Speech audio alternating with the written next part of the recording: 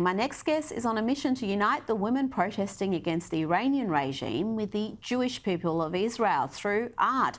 Hooman Khalili has designed 11 murals in Israel and 2 in the US in support of the women life freedom movement in Iran that started after the death of Mahsa Amini at the hands of the state's morality police, likening the female protesters to the Hebrew heroine Esther.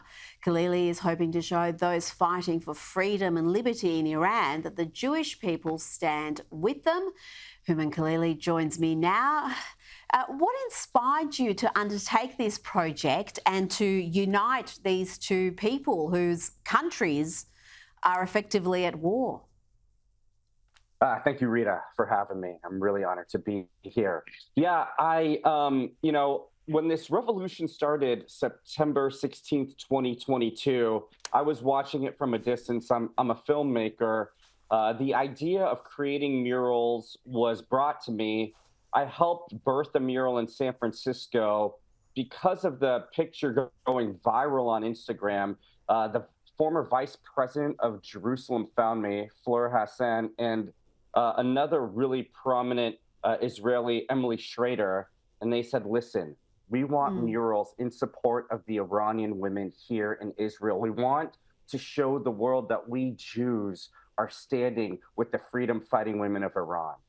So I, being raised in church, loving Jesus, I thought, God, I think you're calling. So I jumped on a plane, met with Fleur Hassan. We had a quick conversation, and miraculously, 26 days later, the first mural was born in Jerusalem. And when that mural went up on January 9th, 2023, for one day, the eyes of the world came upon Israel, and Israel had the very best press. Everybody loved the state of Israel on January 9th because that was the first mural in the Middle East in support of the freedom-fighting women of Iran. Now, your latest mural honours rapper Toomaj Salehi, who has been sentenced to death by the Iranian Revolutionary Court on charges they accuse him of corruption on earth. What he actually did was protest against the Iranian regime. He took a stand with the women of Iran. He's reportedly been tortured and now faces a death sentence. Is there any hope that international attention and pressure can save him? Yeah, that's a great question. Toomaj is arguably the most famous musician in all of Iran right now. You've got Coldplay reaching out to the international community. You most recently had Sting. And this man is such a person of principle. He won't concede to the demands of the Islamic regime. He is holding his hard-line stance, criticizing them. Once again, Emily Schrader called and said, it's time to do a mural of Toomaj here in Israel. Once again, the state of Israel said, please come, do this mural here. And so the only 2 murals I know of Toomaj in the world are in the state of Israel. Once again, Israel is saying, look, we are standing with even during a time of war, we are standing with the freedom-fighting women and the freedom-fighting people of Iran.